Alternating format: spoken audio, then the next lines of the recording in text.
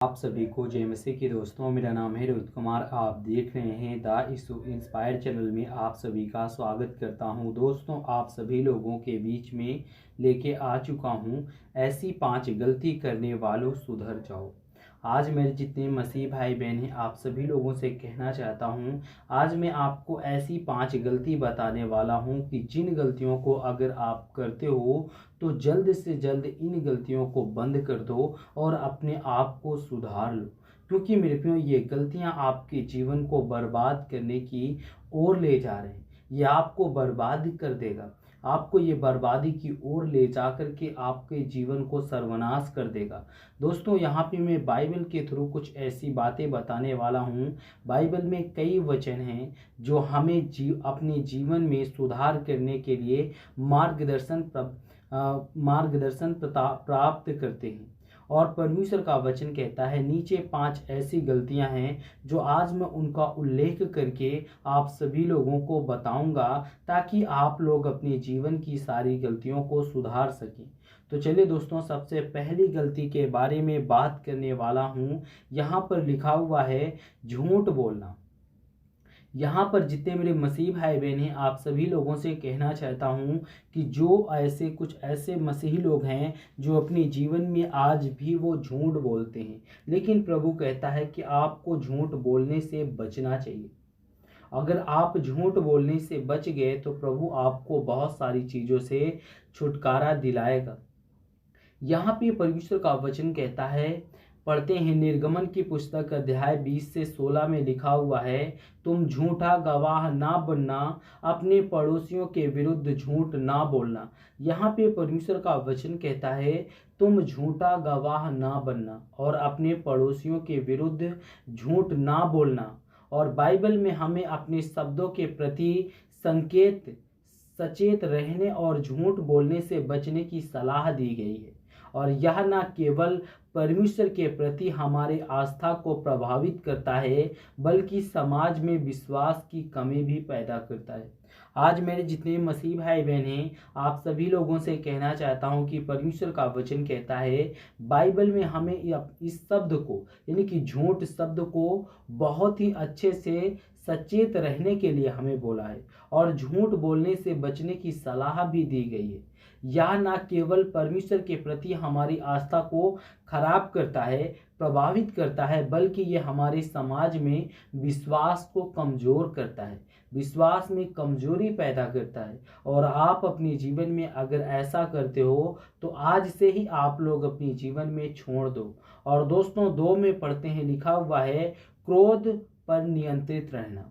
आज हमारे जितने मसीह भाई बहन हैं, आप सभी लोगों से कहना चाहता हूं कि परमेश्वर का वचन कहता है, सभी मसीह भाई बहनों को अपने जीवन में क्रोध नहीं करना चाहिए, क्योंकि क्रोध जो होता है वो आपके जीवन को बहुत ही गलत राह में ले जा सकता है, आपको बर्बाद कर सकता है। और यहाँ पे परमेश्वर का वचन कहता है, याकूब की पुस्तक अध्याय 1 से 20 में लिखा हुआ है, यहाँ पे पढ़ते हैं, मनुष्य का क्रोध परमेश्वर के धर्म को नहीं उत्पन्न करता, बल्कि परमेश्वर का वचन कहता है, जब हम गुस्से में होते हैं तो हम अपनी सोच और व्यवहार से सही रास्ते से भटक जाते हैं। और बाइबल हमें इस बात को सिखाती है कि हमें अपने जीवन में अपनी भावनाओं को संयमित रखना चाहिए। परमेश्वर कहता है कि जब हम गुस्सा करते हैं, ज़्यादा हमारे अंदर गुस्सा आ जाता है, तो हम अपनी सोच और व्यवहार से सही रास्ते में भटक सकते हैं। और परमेश्वर कहता है, बाइबल में हमें इस बात को सिखाया गया है और बोला गया है कि हमें अपनी भावनाओं को संयमित रखना चाहिए, हमें अपनी भावनाओं को बचा करके रखनी चाहिए। क्योंकि मेरे प्रियो, ऐसा करने से हमारे जीवन के सारे प्रॉब्लम, हमारे जीवन के सारे दुख और तकलीफ दूर हो सकता है। और यहाँ पे परमेश्वर का वचन कहता है, 3 में पढ़ते हैं, घमंड अहंकार का त्याग। आज हमारे जितने मसीह भाई बहन हैं, आप सभी लोगों से कहना चाहता हूँ, अगर आपके अंदर घमंड है, आपके अंदर अहंकार है, तो मेरे प्रियो, आपको अपने जीवन में इन दोनों को त्याग कर देना चाहिए। यहाँ पे परमेश्वर कहता है, यदि तुम कोमल नहीं होते तो तुम गिर जाओगे। यानी कि यहाँ पे परमेश्वर कहता है, यदि तुम कोमल नहीं होते तो तुम गिर जाओगे। नीति वचन की पुस्तक अध्याय 16 से 18 में लिखा हुआ है, घमंड परमेश्वर यहाँ पे कहता है, घमंड हमें अपने रिश्तों को नुकसान पहुंचाने और आत्मनिर्भरता को भावना पैदा करना यानी कि भावना पैदा करने का कारण बन सकता है। और बाइबल हमें विनम्रता और यानी कि यहाँ पे परमेश्वर कहता है कि बाइबल हमें विनम्रता की ओर बढ़ाता है और प्रेरित करता है। और परमेश्वर का वचन यहाँ पे कहता है, 4 में पढ़ते हैं, मोह, धन और भौतिक वस्तुओं के मोह से बचना।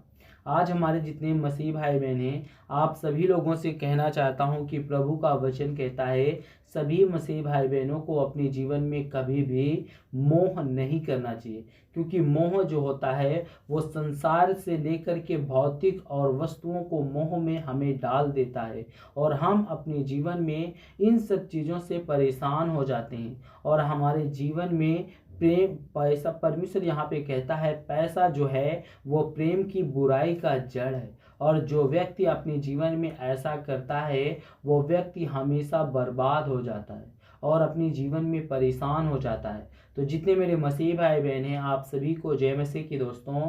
God bless you all of you, आमीन। नेक्स्ट वीडियो मिलता हूँ दोस्तों।